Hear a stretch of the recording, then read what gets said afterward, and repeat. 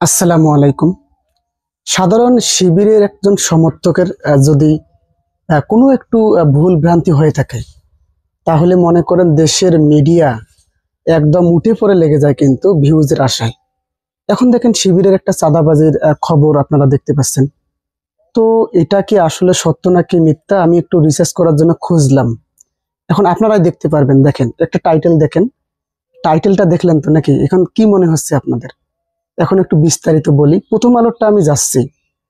এখন এইটার একটু খবরের বিস্তারিতটা আমি বলি। দেখেন, এখানে ম্যানেজারের কক্ষে ডেকে নিয়ে হাত কেটে ফেলার হুমকি দেওয়ার পর এবার নরসিংদী সদর উপজেলার মাধবীতে অবস্থিত ইসলামী ব্যাংকের এক কর্মকর্তাকে সড়কে ফেলে বেধড় মারধর করেছে গুপ্ত সংগঠন শিবিরের সশস্ত্র সন্ত্রাসীরা।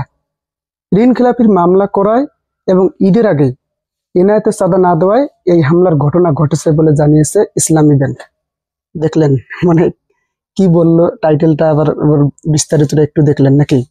এখন একটু মনে করেন এটা আসলে কার ঘটনা হতে পারে। এখন আসেন প্রথম আলোর ঘটনাটা। প্রথম আলো অবশ্য অত কিছু টাইটেল এরকম ভাবে দেয়নি, তবে সেখানে দিয়েছে কি দেখেন, নরসিংদী সদর উপজেলার মাধবীতে ঈদের আগে চাঁদা না পেয়ে ইসলামী ব্যাংকের এক কর্মকর্তাকে সড়কে ফেলে মারধরের অভিযোগ উঠেছে। আজ সোমবার সকাল 10টার দিকে মাধবীতে পৌরসভা ইসলামী ব্যাংকের শাখা সংলগ্ন একটি গলিতে ঘটনা ঘটে। ভুক্তভোগী ব্যাংক কর্মকর্তা ও তার সহকর্মীদের দাবি, হামলাকারীরা ইসলামী ছাত্র শিবিরের স্থানীয় কর্মী এবং স্থানীয় এক জামাত নেতার অনুসারী। স্থানীয় এক জামাত নেতার অনুসারী মানে মানে শিবির কি জামাতের হয়ে কাজ করে নাকি? মানে শিবির কি জামাতের লেজর ভিত্তিক সংগঠন?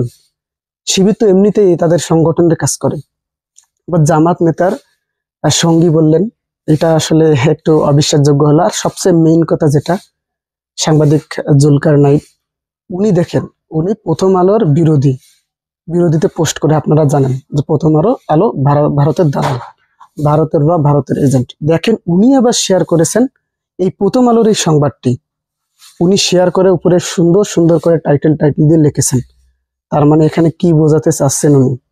উনি আসলে ভালো বোঝেন, উনি একজন বড় মানের সাংবাদিক। উনি আসলে প্রথম আলোকে ভারতের তারপরে ভারতের এজেন্ট বলে। এটা তো আমরাও বলি, সমস্যা নেই, ওটা আমরা জানি। কিন্তু উনি আবার দেখেন এই খবরটা, প্রথম আলোর খবরটা শেয়ার করলেন, যেখানে শিবিরের সাধারণ কোনো যদি ঘটনা পাওয়া যায়, তাহলে মনে করেন দেশের সমস্ত মিডিয়া তোলপাড় হয়ে যায়।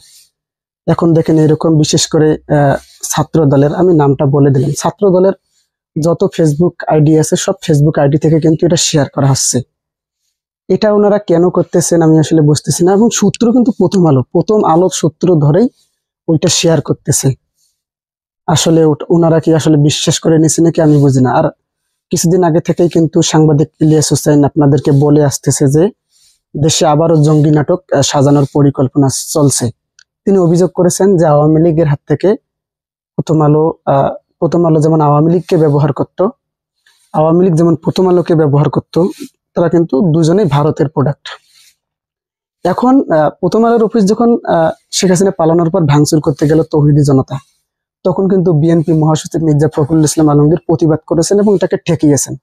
সেটা সাংবাদিক ইলিয়াস ভাই বলেছেন যে এখন সম্ভবত মির্জা ফখরুল প্রথম আলোকে কাজে লাগিয়ে আবারও হয়তো হয়তো আবারও কিছুদিনের মধ্যে বা কয়েকদিন পর জঙ্গির খেলা শুরু হয়ে যাবে আবারও, সেটাই প্রথম আলোকে কাজে লাগে। ওই জন্য প্রথম আলোকে এখনো টিকিয়ে রেখেছেন বিএনপি। তো আপনাদের আসলে কি মত এই বিষয়ে অবশ্যই কমেন্ট করে জানাবেন। ধন্যবাদ। আসসালামু আলাইকুম।